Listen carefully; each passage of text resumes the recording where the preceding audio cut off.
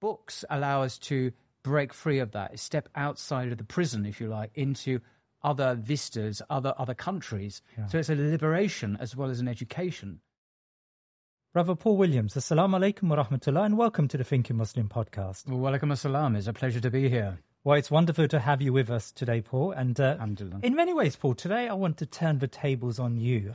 Many of my viewers and listeners will know that you have enriched the Muslim discourse with blog and theology, your online YouTube channel and podcasts. But I think challenges the notion that people want simple and maybe even simplistic content.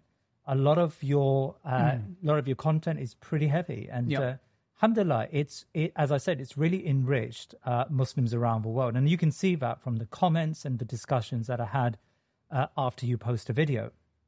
Now, I've invited you here today because I take from your many interviews that you're an avid reader. I've asked you to bring along your top 10 books of all time, your book recommendations, which our viewers will see stacked up here on our table. Yep. And what I would like you to do today is start from number 10, right down to your most favorite book, number 1. Yep. And I would like you to explain and express why these are your favorite books, and maybe talk about the books and the authors and what makes these books special in your vast collection of books that you read. Now let's begin maybe before we dive into your top 10. I would like to ask a question really about reading. Why is reading still important in this digital age? Well, for me, that's a difficult question to grasp in a way. It's like asking, why is eating so important in this digital age? Or why is breathing important? Because it's basic to our species. Yeah. What I mean by that is acquiring knowledge, good knowledge, reliable knowledge, is important to our species.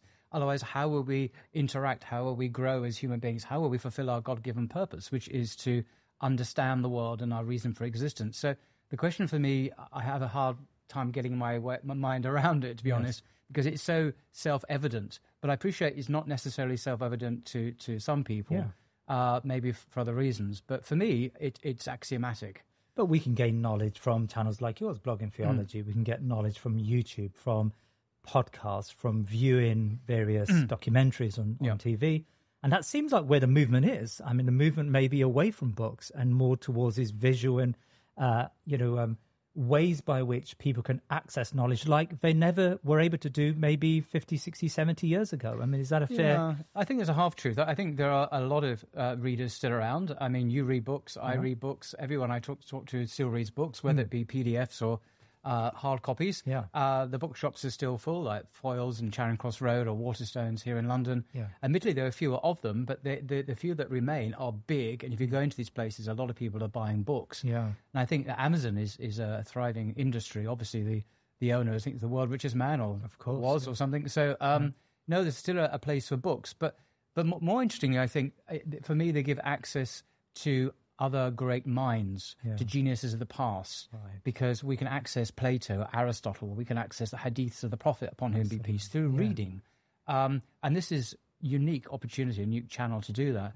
And also, it's a form of time travel for me, because, the past is a foreign country, as the cliche goes, but we can access other eras, other historical epochs, different ways of seeing the world. And that helps us to break free of the parochialism and the relativity of our monoculture, as Tim Winter calls it.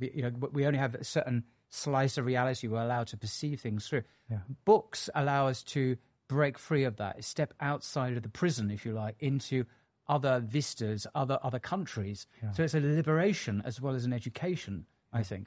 Do you not feel that the art of reading is dying? I mean, I teach a lot of younger students, and maybe 15 years ago, when I started out in teaching, a student would pick up a paper or read a biography of a politician, for example, and it would just be second nature if they want to grasp a subject, in my case, politics, further and in more depth, they would read a book. Today, I find it's very rare to find a young person, or at least in the circles in the people I teach, who pick up a book as a, who see it as breathing air, as you do. Well, I mean, all the young people I know read books.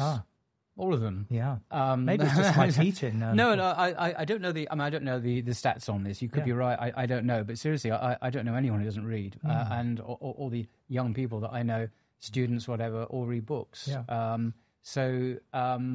There could be a tendency away from hard copies of books towards online content. That I would certainly see happening. Yeah. But in terms of the abandonment of all reading, I'd like to see some hard stats on that. And, maybe you know. No, I don't. And maybe it's just all anecdotal and it's just people I come across. What about...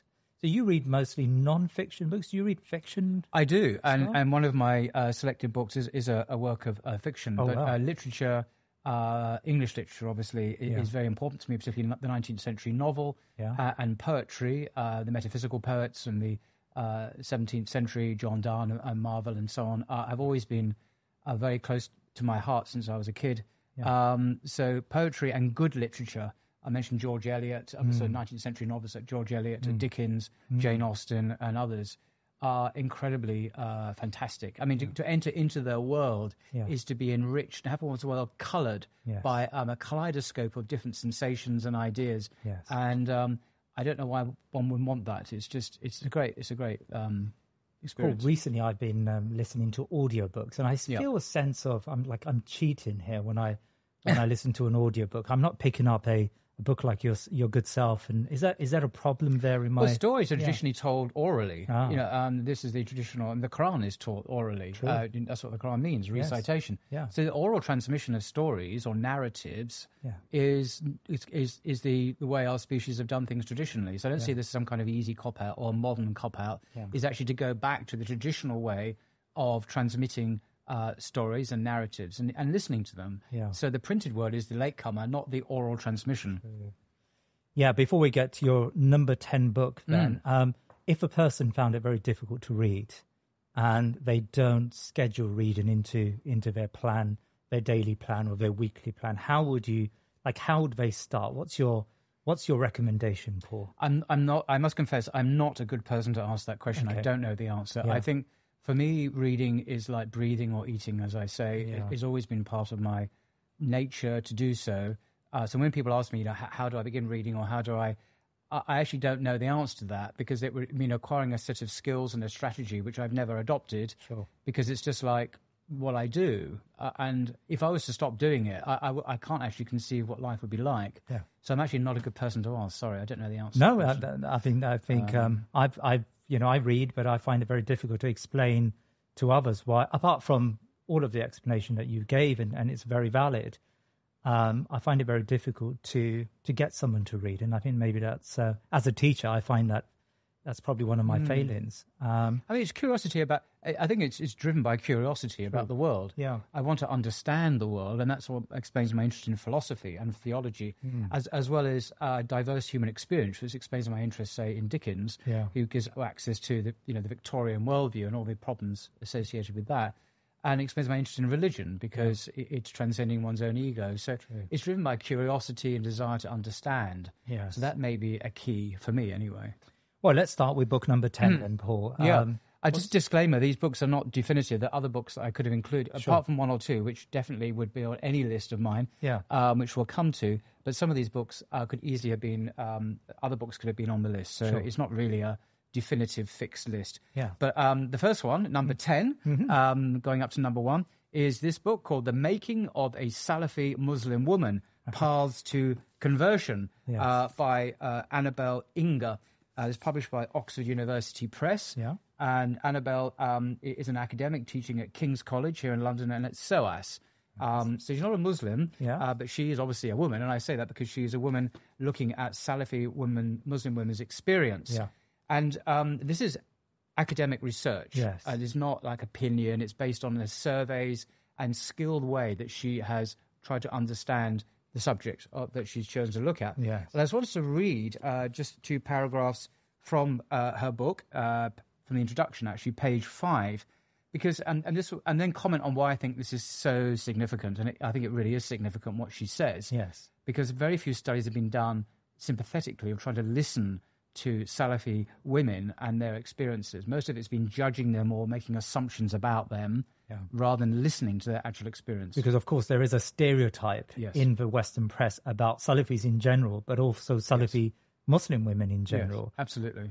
So are you saying that this book, in a way, breaks those stereotypes? Well, I'll read the quote, and then and I'm not saying this is a representative quote or her whole thesis, but I think it does say something. She says, Salafi women are typically considered to be either a sinister part of the radicalization apparatus or pitiful domestic slaves.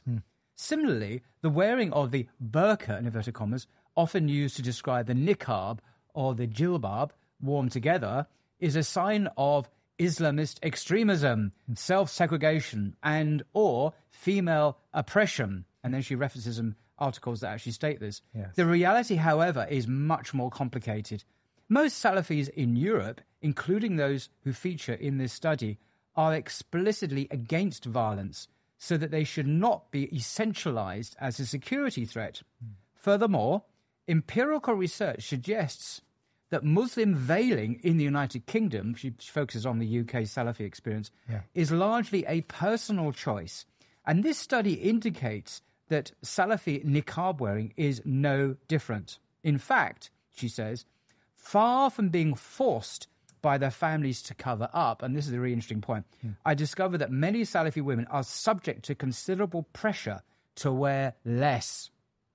The vast majority come from non-Salafi families and became Salafis as teenagers and adults. Many are converts with other faith backgrounds.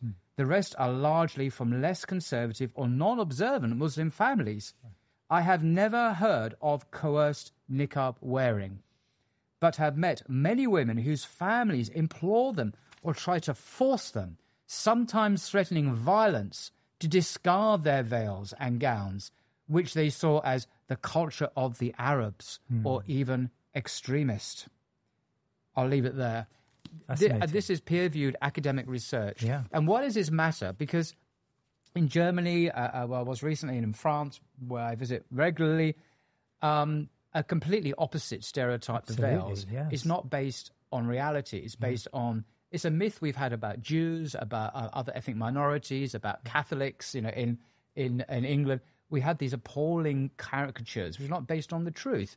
And occasionally you get a brave academic who has no particular vested interest in this. She's not a Muslim. Come along and do objective study and talking to thousands and thousands of Salafi women. And you hear a very different story. So the making of a Salafi woman positive conversion has been recommended by some very distinguished scholars, academics on the back, published by Oxford University Press, really is a myth buster. And that's why I like this book. It tells the truth about Muslims in Britain who are so often shrouded in lies, misconceptions, deliberate falsities, actually. Despite us speaking the truth, the myths still prevail, and that's the tragedy. Where do these myths come from, Paul? I mean, you are, dare I say, an Englishman. You are an Englishman. Dare I say? Dare I say? This is something one has to dare about these days. Gosh, I'm an Englishman. You're an Englishman. In a country full of them. In a country full of Englishmen. In England? Sorry, right. Carry on. Where does this, I don't know if it's animus, maybe, if that's the right word, towards Muslims, in particular Muslim women, come from? I mean, where do we locate this type of animosity or this stereotype in British thinking? Well, it is part of unfortunately, the civilizational conflict that's existed for... Is it post 9/11? No, it's pre 9/11. Really? This goes back virtually 1,400 years. If you look at how some Christians like John of Damascus, the famous Christian theologian, perceived Muslims, and you go through the medieval period, you get this kind of self-perpetuating narrative about Muslims or what they're really like, which are 99%, particularly in the past, based on complete rubbish, inaccurate information. Yes. Where does that come from? Well, it's the same kind of question we can ask about myths about Jews as baby killers or Christ killers in anti-Semitic discourse in Christian Europe. Martin Luther, particularly vicious. Really? The same language about Catholics in England who were persecuted until the 19th century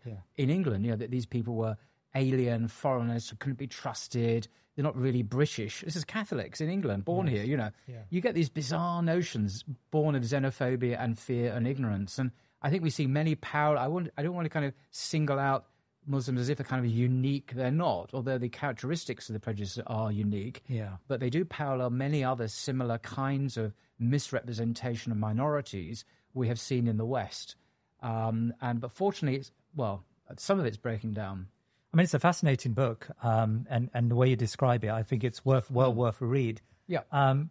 Why does Miss Inge say, when referring to converts, why do so many white, in inverted commas, of women in Britain become Muslims? Well, she does address that too, and I didn't prepare a reading from that. But if I remember rightly, it's the reasons that we all, or those of us who embrace Islam from a non-Muslim background, embrace Islam. Yeah. It provides a complete deen, a complete way of life that provides answers to our problems, our family problems, how we relate, men and women relate to each other, what the purpose of life. It gives a sense of moral certitude, a sense of guidance, and so on. And these are the reasons why. And typically, Salafi women take it really seriously and go right back to the Qur'an and the Sunnah as understood by the early generations, the first three generations of the Salaf. So they have that particular conceptualization of it. Yeah. And often they're quite courageous because they can suffer even violence from their non-Muslim or even Muslim family members who disapprove of them taking their faith so seriously.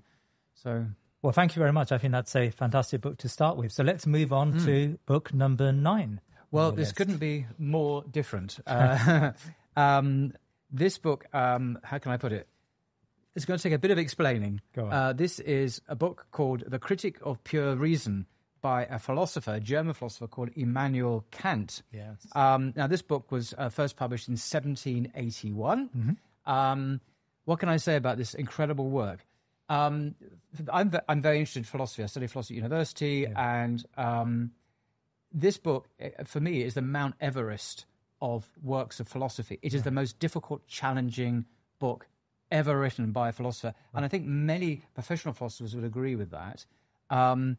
It encapsulates many of the Enlightenment ideals to do with how we view the world. I'm not going to go into a detailed explanation of this because it will take us way off the subject. And it's part of an ongoing discussion in Western philosophy that Kant contributes to, principally between the rationalists represented by Descartes and the empiricists represented by the Scottish Enlightenment philosopher David Hume. Yeah. And he comes along and basically offers a synthesis. Again, I'm resisting temptation to get involved in what the discussion is about. But the Critic of Pure Reason, interestingly, Kant's doctoral thesis was, and I've actually written down here because is headed with the words Bismillah ar-Rahman ar-Rahim in Arabic. Wow. And that puzzled a lot of people, and it still puzzles people today, why he had this, in the name of God, the most compassionate, the most merciful. It begins every surah of the Quran, apart from one, I think, number 9. Yeah. So this is interesting. But just to give you just one quote, because at least I can say I've quoted Kant. Yeah. He says at the very beginning, 2 things fill the mind with ever new and increasing admiration and awe. The more often and more enduringly reflection is occupied with them, the starry heavens above and the moral law within me.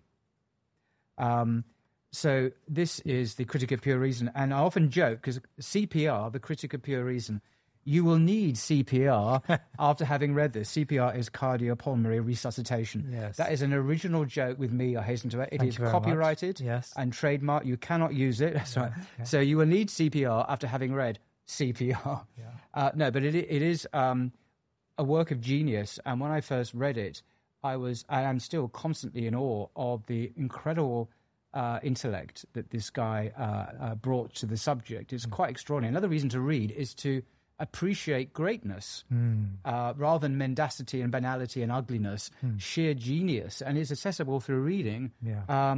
And he is considered by most philosophers to be the founder of modern philosophy. Yes. So first you have Plato going back to the ancient Greeks, but then in modern philosophy since the 17th century, Kant is the greatest philosopher ever in the West. Yeah. And how accessible is it? It's totally inaccessible.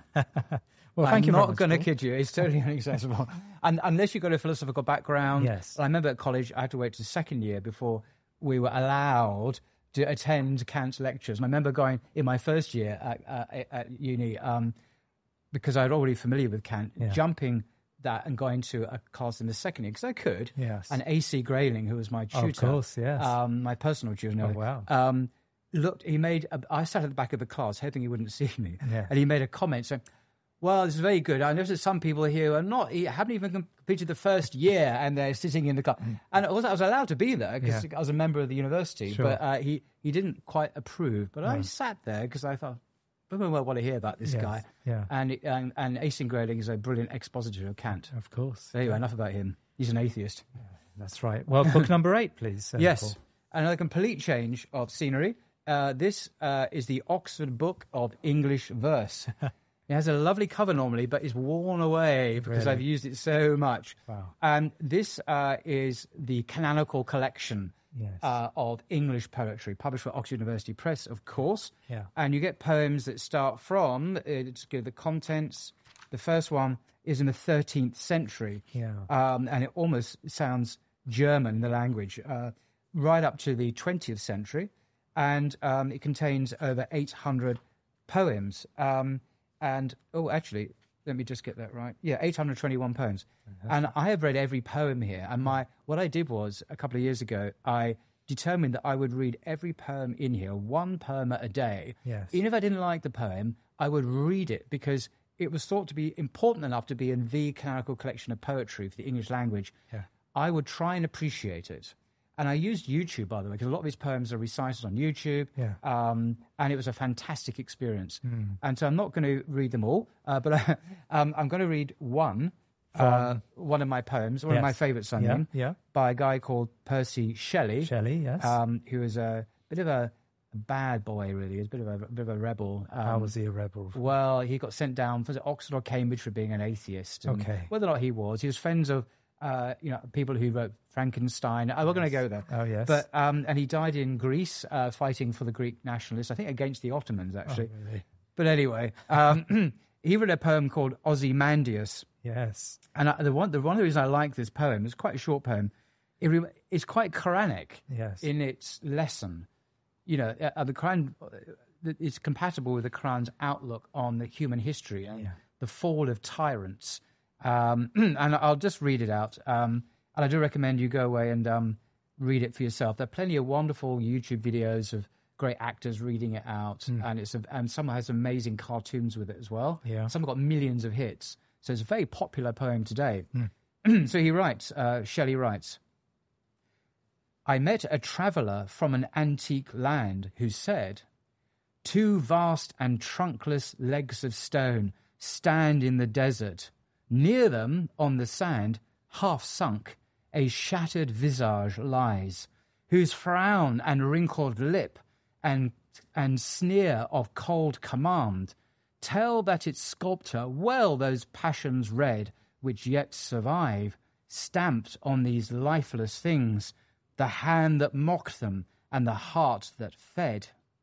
And on the pedestal these words appear, my name is Ozymandias, King of Kings.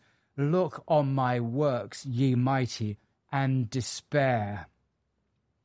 Nothing beside remains. Round the decay of that colossal wreck, boundless and bare, the lone and level sands stretch far away. You should be on the stage. I am with you. So this idea of a great king of kings who boasted about, exalted like Pharaoh. It's like the Quranic Pharaoh. Yes. The only remembrance of him is this broken statue, 2 vast and trunkless legs, of stone, boasting about how mighty. But nothing remains apart from sand, and he's forgotten to history. Yeah. And this is the fate of tyrants, ultimately, who exalt themselves. They will be reduced to nothing. My wife's an English teacher, and Ozymandias is part of the GCSE text. And she says that students find that very difficult to access because, of course, the language is pretty dense there, right? But so poetry is really challenging. It's there to challenge reader. I mean, people can expend the energy to work out and to go to work and to engage in then spending a little bit of energy on poetry is just another thing to expend energy on. And of course, I think it's worthwhile. And the Arabs have a rich heritage in poetry, right? Absolutely. Pre-Islamic poetry and after that, of course, absolutely. Fantastic. Well, so that's the Oxford Book of English Verse by Ricks, or he's the editor. Yeah. He's actually an English guy at Boston University. Fantastic. Let's move to book number 7. Well, you'll be relieved to hear I'm not going to quote from this, but I am going to praise it. Misquoting Muhammad, The Challenge and Choices of Interpreting the Prophet's Legacy by someone called Jonathan Brown, who was your guest last week. Absolutely, yes. Yeah. And an astonishing individual. I had breakfast with him, as well. Traditional breakfast, I hear. Yes, well, an English breakfast. Yes. We won't go down that because it was rather anyway, I'm going to go there. No, the food was less than. It wasn't to your culinary standards. It was, but we had a great conversation for an hour and a half. Yeah, he's an astonishing man. I say that quite sincerely. Yeah. This book I recommend, and I've read it twice now because it's an excellent introduction to, the history of Islam. The four schools, the challenges, legacy of interpreting the Prophet upon whom be peace, Hadith, and interpreting the Qur'an. Yeah. If you for a non-Muslim, if you want a really good, reliable introduction to Islam, it's the best. I mean, it's not the only one, but I think it's the best or one of the best. It's very readable. Yeah. And there's particularly, he goes into a lot of really good detail about how to interpret Quran 434, for example. Won't go into that now. Yeah. But the way that's interpreted these days, and the way that some people, deny, some Muslims deny 434 in the name of maybe feminism or whatever. Okay. But he looks at all the various angles of how to interpret that in a very, very interesting way. Yeah. Very helpful, I think. And same with the hudud punishments and other hermeneutical issues. Yeah. So I do recommend that very strongly. Yeah. Thank you. Thank you very much. Let's move on to book 6. Yes, keeping on the theme of the Prophet Muhammad. This is a book of Sirah, a classic book of Sirah. For me, this book, well, what is it? It's Muhammad, His Life Based on the Earliest Sources by Martin Lings, published by Islamic Text Societies, Cambridge. For me, this is by far the greatest biography of the Prophet in English. I'm not saying it's the greatest biography, full stop. Yeah. There may be series, there are series in Arabic which may be superior in their eloquence or whatever, I don't know. Yeah. I'm just talking about the English language. Yeah. And some people have said, and I think rightly, that if it wasn't for the subject matter, i.e. the Prophet himself, this particular biography would be one of the greatest biographies in the English language. That's so. Because it is written with brilliance and eloquence and beauty. He writes like an angel. And I think because the subject matter is not being given the credit and the stated recognition that it deserves. And the author himself is an English revert to Islam, of course. He worked at the British Museum. Yeah. And this is just stunning. And I'll just, if I may, just read from you from the penultimate chapter. Please. Or maybe it's the last chapter. No, the penultimate chapter. Yeah. And it's entitled The Choice. I won't give you a context. I think it'll become apparent what the subject is. The Prophet continually spoke of paradise, and when he did so, it was as a man who sees what he describes.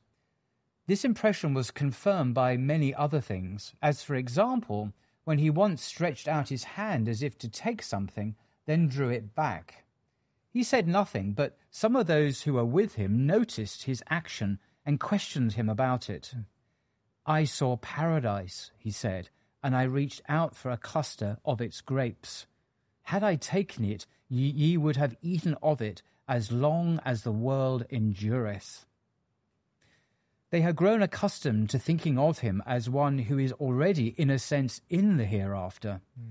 Perhaps it was partly for this reason that when he spoke of his death, and when he inferred indirectly, as sometimes now he did, that it might be imminent, his words made little impression on them.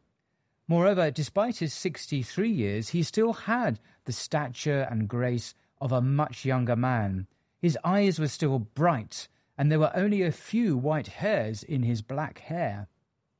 Yet on one occasion, a remark of his, when he was with his wives, was sufficiently ominous to prompt the question as to which of them would be the first to rejoin him in the next world.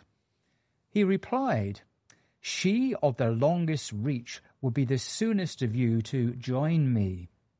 Whereupon they set about measuring their arms one against another. Presumably, though it's not recorded, Sauda was the winner of this contest, for she was the tallest of them, and in general the largest. Zainab, on the other hand, was a small woman with an arm to match, but it was Zainab who died first of them all, within some 10 years later. Only then did they realize that by she of the longest reach, the Prophet had meant the most giving, for Zainab was exceedingly generous, like her predecessor of the same name, who had been called the mother of the poor. End quote. Oh, I mean, great. It is a beautiful storyteller. Yeah. So I do recommend Muhammad, his life based on the earliest sources, by Martin Lings. Tell me more about Martin Lings, because I notice a number of converts, number of reverts who become Muslim. They become Muslim through books like Martin Lings' Seerah. So what do we know about Martin Lings and his... Do you know, I have read about it. I think he was a senior chap in the British Museum, head of department. I think it was antiquities or something like that. Yeah. He was a Sufi, a very prominent, well-known Sufi of that generation. So he knew people like Guy Eaton and others like that. Yeah. Very erudite man, very educated in the Western tradition. He taught Shakespeare, actually, at a university in Egypt, or the University of Cairo, I think it was, actually. That was his first academic job. Yeah. So he knew about that, and the Islamic tradition, which he knew very intimately as well. Author of many, many books. Yes. I can't remember when he died, but it was sort of late 20th century. I can't remember the date. Okay. Well, let's move on to book number 5. We're halfway through now. Halfway through, yes. Now, this one, another heavyweight, I'm afraid. It's entitled Ibn Taymiyya on Reason and Revelation by Sharif El-Tobgui, published by Brill. Carl, or Sharif, is a professor of Arabic and Islamic studies at Brandeis University in the United States, one of the Ivy League universities in America, very elite university. Yes. And when I first contacted him, he's a friend now, I invited him on to Blogging Theology to talk about this book, and which I hadn't read. Right. And he said to me, well, I'll come on once you've read the book, which is his PhD dissertation, by the way. This is a doctorate dissertation published. So he actually sent me the book, and he's inscribed it very beautifully on the inside cover. When was this? February 2022, so it's just over a year ago. Nice. And I did read it. I read most of it in Bahrain, of all places. When I went on holiday, I went to this resort, and I sat there and thoroughly enjoyed it. Why is this important? Because for me, it's important, apart from the sheer brilliance of the book, is that he introduced to me a high-level academic analysis and exposition of Ibn Taymiyya's philosophy, his theology, his understanding of aql and naql, reason and revelation. And for two reasons. One, I am now extremely impressed with Ibn Taymiyya as a genius, as a phenomenal intellect. Now, that's controversial because a lot of people don't like him. And those that do like him don't always understand him quite as well, I would argue. But he is. He's on the same level, dare I say it, as Al-Ghazali. I'm sorry if that offends. But in terms of just sheer genius and his command of all the Islamic sciences, whether it be law or philosophy or theology, and as a human being, he was a very courageous man. He did jihad against the invading Mongols who were threatening to destroy Damascus, as you probably know. And even more than that, he went to the ruler of the Mongols to complain about how the ruler had unjustly imprisoned Muslim and Christian and Jewish prisoners of war. And he went there and he rebuked the ruler. This is the superpower of the day. He was invading his country and said, you must let them go if you want to be just. You must let them. And the ruler, I forget the name of the ruler, was so impressed with the courage and integrity of this man, Ibn Taymiyya, that he let them go. I mean, not just Ibn Taymiyya, but the soldiers, the prisoners of war, the innocent Christians and Jews and Muslims who'd just been captured. So he exhibited great personal courage. Now, he was a bit of a cantankerous bloke, I mean, we all are. Well, yes. yeah, but he was especially so. So, he upset one or two people. Yes. And he was in and out of prison for his various alleged crimes, which were purely intellectual. He disagreed with certain opinions on Aqidah matters, whatever. But hey, for me, he's a heroic figure in the best sense, but also a towering intellectual. Now, I'm not saying you have to agree with everything he says. Yes. That's not my point. My point is he is a man who has often been, particularly in the West, particularly his alleged connection with, Al-Qaeda, whatever, is complete rubbish. Yes. He would never support anything. Terrorism is abhorrent to his Islamic tradition, and he would condemn it himself. Right. But I do recommend this particular book. It's not, as I say, it is a PhD dissertation, so it's not quite heavy. Yes, but I like heavy. Yeah. And I just want to read a paragraph, if I may, which my second point is where I'll perhaps explain after I've read it why I think it's significant. This is page 91. Regarding matters of creed, Ibn Taymiyya also looked to the first 3 generations, those of the Salaf, as the sole standard by which to judge correct belief, both in terms of the Salaf's substantive doctrine and in terms of their specific methods of approaching the texts and using reason to gain a proper understanding of them. Ibn Taymiyya did not condemn kalam. He pauses for dramatic effect. In the sense of disciplined reasoning about theological matters, outright. Rather, he distinguished between a kalam sunni and a kalam bidi, that is, between an orthodox and a heterodox way of reasoning about religious truths. And he goes on. Now, that's a nuance that is important, because I so often hear alleged defenders of Ibn Taymiyyah today, as if they know what he's talking about, saying something quite crude and binary. Kalam bad. Well, no, some kalam is acceptable, and some is not. And it's the same with Sufism. Ibn Taymiyyah explicitly praises and endorses Sufi theologians and so on, if their theology and their spirituality is within the divine law. If it's a Sharia-compliant Sufism, he's very happy with it. It's only when, in his view, it exceeds the bounds of the law into bid'ah practices that he condemns it. Now, this matters because I hear some of my Salafi brothers say, Sufism is bad, it's haram. And I say, well, it depends what you mean by Sufism. It's a very broad spectrum of different kind of schools of thought.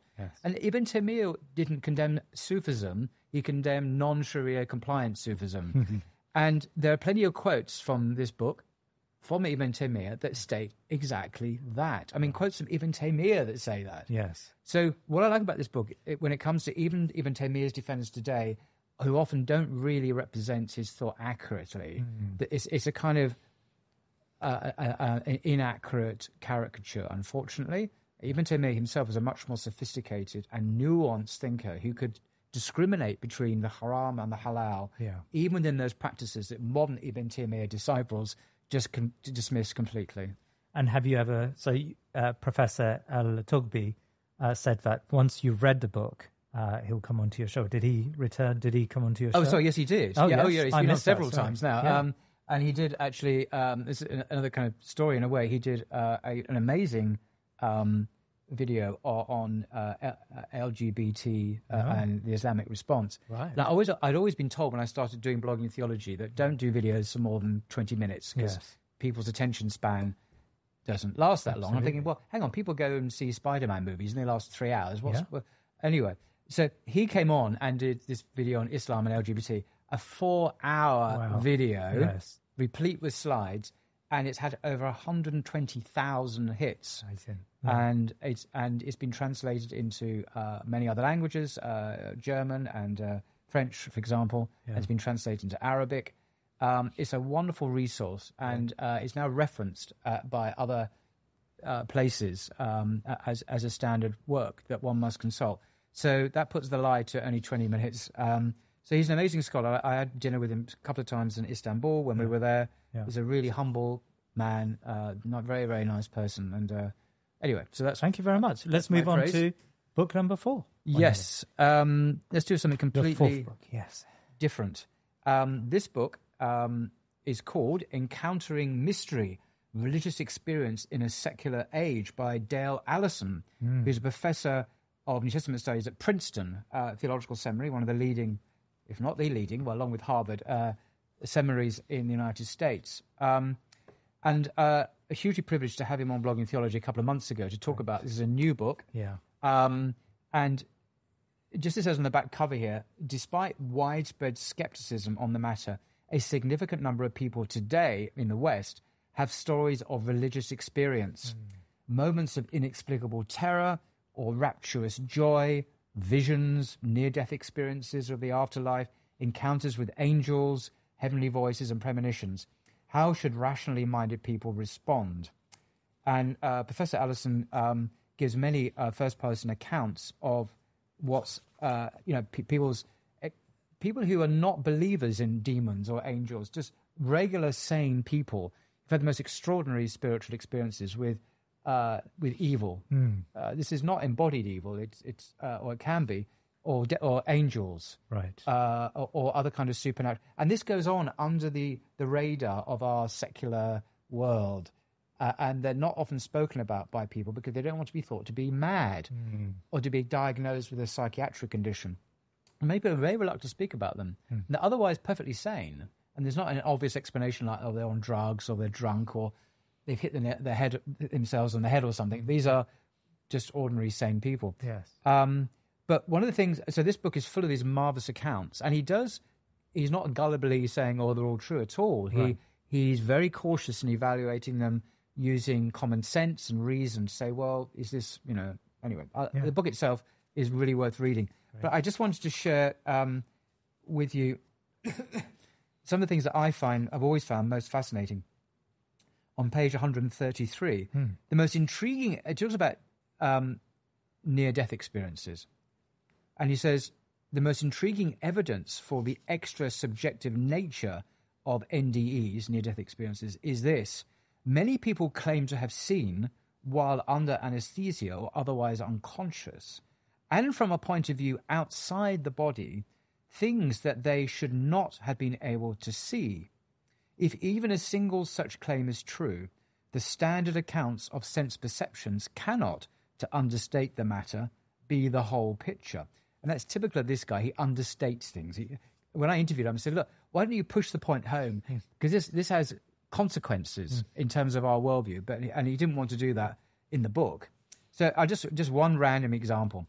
These are the words of an ICU, intensive care unit doctor. Quote, I operated on a woman under general anaesthetic, and when she woke up, she described her operation as if she had been on the ceiling.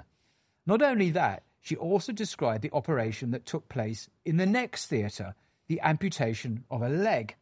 She saw the leg. She saw them pull the leg. She saw them put the leg in a yellow bag.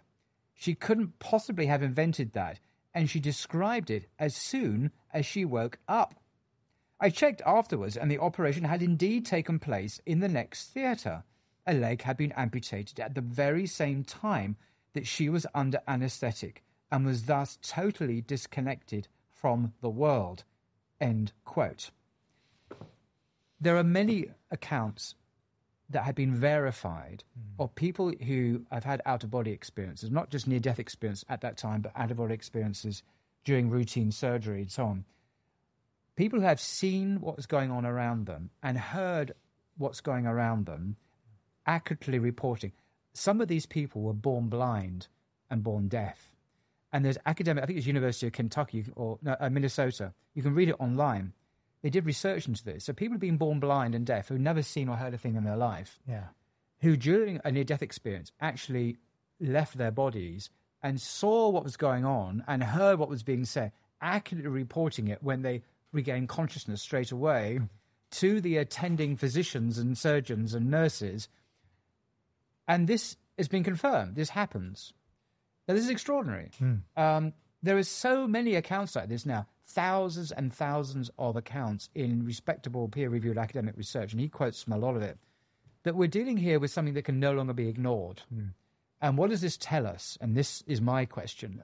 How interesting. But what's the implications of this? Yeah. And that's what I really wanted to tease out of Professor Dale Allison. And I did mention a few consequences. Can you think of some that might impact on our worldview more generally?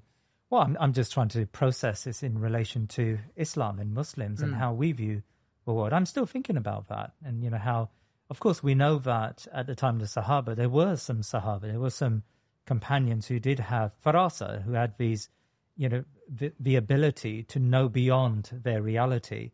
When Umar bin Khattab, he would meet someone, and just by looking at him for a second, he would be able to say, okay, you are from such and such, and you're from this tribe, and so, and that is, of course, beyond his sense reality. But yeah, I'm thinking about, you tell me, what do you take from I take it the number of things that our materialist worldview in the West is false.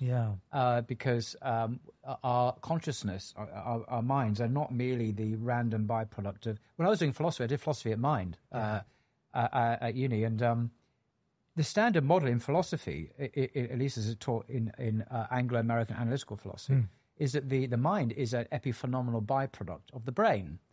So ultimately you can reduce consciousness to physiological processes. Yes. But this is not true because, for a whole bunch of reasons, but not least because we now know that the mind, the consciousness, or the soul, can actually leave the body and do amazing things that are verifiable now. So our material body may die or be completely non-functioning, but the mind is still very much alive and is not identifiable, is not identical with the brain. But so that's that kind of obvious consequence. But I have a more radical take on this. This is where it gets very controversial. It's just my personal opinion. Is that Darwinian theory of evolution, by which the general account of it I'm not concerned with here, but specifically about the origin of human beings, the Ascent of Man, Darwin's book on this, suggests that we as a species are just the random evolutionary product of not apes, because that's not what Darwin said, but by pre-hominid forms. But I don't think that. I think these accounts question that radically, because if we have souls, if we are more than just the material processes that produced us, and there are many other accounts that give other interesting angles on this whole phenomena, then Darwin's account is radically incomplete about who we are. We're not just a random species on a minor planet that no one cares about and we're just accidents. No. Because we are spiritual beings who inhabit a material body that transcends death, even transcends life during some surgeries. And this is something about us and our significance, that we are spiritual beings. And Darwin has no explanation for that. It's all about material things and mutations and stuff. It can't explain these things. It can't begin. It doesn't have the cognitive right level of explanation to begin. So we have to revise Darwin. I think one day that will happen. And it will be, and the explanations ultimately about who we are will be religious. They have to be religious because it makes sense of all that we are as physical and spiritual and moral beings in the way that Darwin can't and atheism can't. Let's move on to your third. And this book is called The Book of Hadith, Sayings from the Prophet Muhammad, selected by Guy Eaton. And Guy Eaton, we've already mentioned, is an English convert to Islam. And he wrote another book, which is my number 2, so I'll save that for then. But this is a wonderful book of Hadith that he selected. And I've often turned to this book over the years. I have several copies, one copy in London, one copy in France. And page 116, Abu Hurairah said that the Messenger of God, upon whom be peace, said, "How wretched is the one who is the slave of money and fine clothes. He is only content when he receives, and he is bitter when he does not receive. He is wretched and confused. And if he is afflicted in the slightest, he cannot cope with his affliction. Blessed is the one who sets out with determination on God's path. With dishevelled head and dusty feet, he carries out his duty with dedicated resolve. If he is assigned watch duty, he is on watch, and if he is assigned rearguard duty, he is on guard. He does not shirk his responsibilities." That's Hadith from Bukhari. Fantastic. And it's full of wonderful, beautiful hadith on human transactions, supplications, afflictions and death, prayer, on Islam itself, on character, forth-telling, the afterlife, the night journey, and so on and so on. A beautiful book. So that was... I think that's made me think about Ramadan. I mean, we don't usually... I mean, I haven't for a long time just picked up a book of hadith and just read through the hadith without trying to develop... This would be a really beautiful way of doing it because it's very accessible. There are no explanations given. I think the hadith is self-explanatory. Yeah, great. Actually. No, thank you. I think that's... I'll put that on my list. Yeah. And talking of Guy Eaton, this is my number 2. Yes. It would be at number 1, but you'll see why it's not my number 1 in a second. But Islam and the Destiny of Man by Guy Eaton. What can I say about this marvelous book? This book has probably been responsible for more conversions to Islam amongst the English-speaking peoples of the West than any other book. Right. And he was a diplomat, an author. He was a consultant at Regent's Park Mosque, where I said my Shahada, an author of many books. He often on Radio 4, BBC Radio 4, giving talks about Islam. That's now published in a book form he wrote. What else can I say? You can see videos of him on YouTube. I mean, he died about 10 years ago now. And this was the first book I ever read on Islam. So I wasn't a Muslim when I read this. I was a Christian, a committed Christian. Yeah. But by the time I'd finished reading it, my heart had become Muslim, even though ideologically I was still not. He writes like an angel. Yes. A very talented man. Tim Winter said he's the grandfather of English Islam, whatever that means. Yes. And I recommend this book. I continue to recommend this book to people. If you want to introduce Islam to a fairly educated reader who's not familiar, then this book is, just brilliant. Yeah. Having become a Muslim and learned a few more things, there are one or two things about his views I don't agree with. But, as I often say, we take the good and we leave the rest. Exactly. Yes. Overall, he's a Sunni Muslim who is in safe hands with one or two issues. But I would like to. That's an interesting point you make, because often we read things to echo our worldview. Yes. Now, what you're describing there is, you read to critically challenge your worldview, but you come to books with a filter. Maybe Immanuel Kant's book. If someone doesn't have a strong Islamic background, they may be swayed by some of his moral philosophies, for example. But if you've got a strong Islamic filter, why not read widely and not only challenge your views, but reinforce your views by reading the views of others? I agree. I mean, by reading widely, it's like working out. One's muscle strength increases, one's capacity to evaluate critically different writers increases. Because if we are so weak, it's going to like a reed blowing in the wind. We're always going to be changing our mind by every opinion. I mean, we're an advertiser's dream, because an advertiser simply has to say, buy this. Exactly. I'm going to buy it now because I have no opinions of my own. Yeah. No, you resist. If it's bad for you, don't go out and eat it all the time. Yeah. Same for fashion. Same for anything. And this as well. We must. We've been given a fitra, our critical faculties to think. And if we refuse to use it, then we will be vulnerable. But the more we read diversely, the stronger our ability will be to think independently and critically. Yes. And that can't be a bad thing. We're not always just going to be passive recipients of any strong opinion that blows us. And some Muslims think we are. Yes. And I think that's quite insulting. I'm not like that. No. I mean, if I come across a view that I don't like, I'll know I don't like it. I don't follow it. Maybe I'm mistaken. Maybe I should. But I'm going to have a reaction to it. Sure. So anyway, I just thought I'd just share from chapter 12 before we go to our last book. Yes. Just to give you a flavour of his how he writes, and just very insightful. The chapter is entitled "Other Dimensions." For Islam, as for Christianity, this life is a preparation for what is to come. But no one will seriously prepare himself for something that appears to him unreal, a fantasy, a dream. It's difficult enough for the young to grasp in an entirely concrete matter the fact that, assuming they survive, they will eventually be old people. How much more difficult, then, for the human creature, young or old, to understand that divine judgment, heaven and hell, will come as surely as tomorrow's dawn, or yet more surely, since that dawn cannot come unless God so wills. Whereas the advent of physical death and all that follows upon it represents the only infallible prediction we can make concerning our own future. The three monotheistic religions, unlike Hinduism, for example, are not altogether happy with the imagery of dreaming as applied to our present state of existence, although this imagery is by no means foreign to either Islam or Christianity. It is often misunderstood, since people readily take it to mean that life is less real than we take it to be, whereas the intention is to indicate that there are other possible states of experience so intense that, in relation to our everyday experience of this world, they may be compared to wakefulness in relation to dreaming.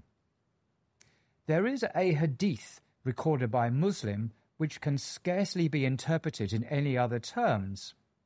The man who had the pleasantest life in the world, so we are told, would be dipped momentarily into hell on the day of resurrection.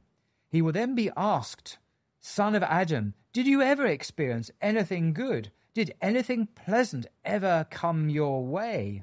And he will reply, "No, my Lord, I swear it."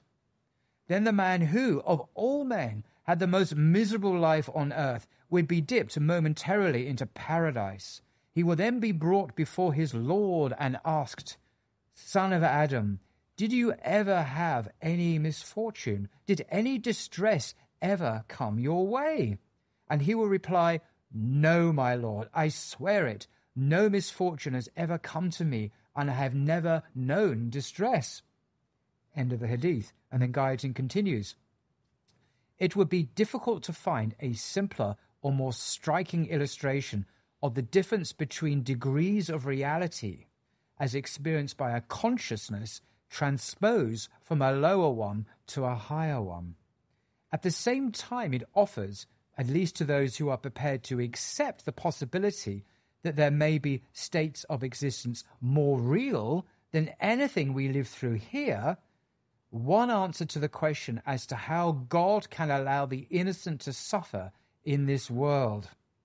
If anyone were to awaken from a bad dream, full of fear and torment, to find himself at home beside his beloved, sunlight streaming through the window, a prospect of golden days before him, and all his deepest longings satisfied, for how long would he remember the pain of his dream? On the other hand, if he were to awaken from a dream of delight to find himself in an all too familiar prison cell, awaiting the next session of torture at the hands of merciless inquisitors, and quite without hope, dream pleasure would melt away in moments. Whether it be sweet or sour, reality takes precedence over dreaming, and the greater reality takes precedence over the lesser." End quote. So well written. It's incredibly well written, and the book is like that from beginning to end. Fantastic. A brilliant way of articulating in an English idiom the realities of Islam at its most beautiful and spiritually intense. This book is very intense, and it's like eating from a rich banquet of food. Yes. And on occasion you have to put it down and say, "I'll come back to that another time, because I need time, as we say today, to process what I've read," or as he might say, to digest the nourishment. So that's why I recommend Eaton as the greatest English writer of Islam in terms of his eloquence. Yes. And your best book of all time, Paul? Well, yes. And this book, perhaps some might say, shouldn't be on this list, and because it is the Qur'an itself. And I say it shouldn't be on this list because it's not the writings of a man. This is the speech of God himself. So it belongs in a class of its own. Yes. In a bookshelf, it should have its own separate shelf above the rest. Yes. It's not like the other books. But my only defense or an excuse for including it in number one in the top 10 is the translation I'm referring to, the meaning of the Holy Quran by Abdullah Yusuf Ali. And this is my favorite translation of the Quran. I'm now aware of many, of course, since and there are many brilliant ones. I won't go into them, but what I like about this is not just the English translation, which is quite Shakespearean at times. But it's the commentary on the Quran in English, and he often occasionally references Shakespeare and John Milton and William Wordsworth, the great English poets, all three. And he quotes them to marvelous effect. And myself, as someone who really enjoys English literature, I really appreciate how he speaks to an English audience, referencing the greatest works in English language, in English literature, to amplify and elucidate Quranic truth. And I'm aware of no other tafsir set in English that does this. It's unique. And this is why it'll always be a gem, I think. Other English translations with commentaries are much less, eloquent and literary than his. Just give you one example to conclude from Surah 103, one of my favorite surahs. And I won't mention the Arabic, although I do actually pray this in Arabic. I know it from my... anyway, that's another subject. So he translates it in the name of Allah, most gracious, most merciful. By the token of time through the ages, verily man is in loss, except such as have faith and do righteous deeds and join together in the mutual teaching of truth and of patience and constancy. Very brief. Al-Asr, time through the ages, he translates it. And the little note, one of several notes to this, Yusuf Ali says, an appeal is made to time as one of the creations of Allah, of which everyone knows something, but of which no one can fully explain the exact significance. Time searches out and destroys everything material. No one in secular literature has expressed the tyranny of never-resting time better than Shakespeare in his sonnets. For example, see Sonnet 5, Never-Resting Time, 12, Nothing 'gainst time's scythe can make defence, and Sonnet 64, when I have seen time's fell hand defaced, the rich proud cost of outworn buried age. If we merely run a race against time, Abdullah Ali writes, we shall lose. It is the spiritual part of us that conquers time. So actually, when I looked at this, I ran off and looked again at Sonnet 64 and read it again. And there's a fantastic YouTube recitations by well-known actors. And you think, this is perfect. This is, a perfect accompaniment as a commentary to a Western audience on this surah. And I think, how amazing. And only he's done this. So this is by far my favorite book in the Arabic and the English translation. And if I was on a desert island, I can only take one book with me. This would be the book. Literally, this would be the book. Wow, thank you very much. I feel cultured in your presence today. Now, have you ever thought of starting up a book club? YouTube channel. Oh, a book club. An actual book club, online or maybe even in person. I thought about it, yes. Yeah, why not? I think that would be a wonderful idea. Okay. I'll think about it some more. I'm aware that Sheikh Hamza Yusuf has a very successful book club going, and I don't want to in any way compete. Not that I could compete with him, but no, okay. Thanks for the reminder. I think it's a great idea. I'll think about it. I think there are. I noticed from the comments on your channel, whenever you advise a book or whenever you mention a book to your viewers, people want to buy those books and want to read the books. Yes. So, well, that's good because that's the intention. So I think it's when I came on your channel, I remember we had a great exchange about books. Shabir Akhtar turned up as one of our... Well, this is the thing.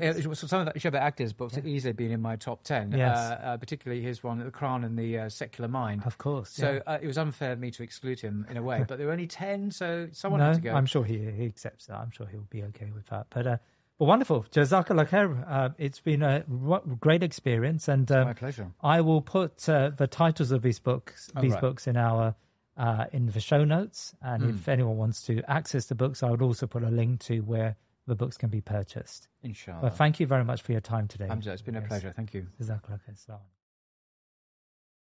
Please remember to subscribe to our social media and YouTube channels and head over to our website thinkinmuslim.com to sign up to my weekly newsletter.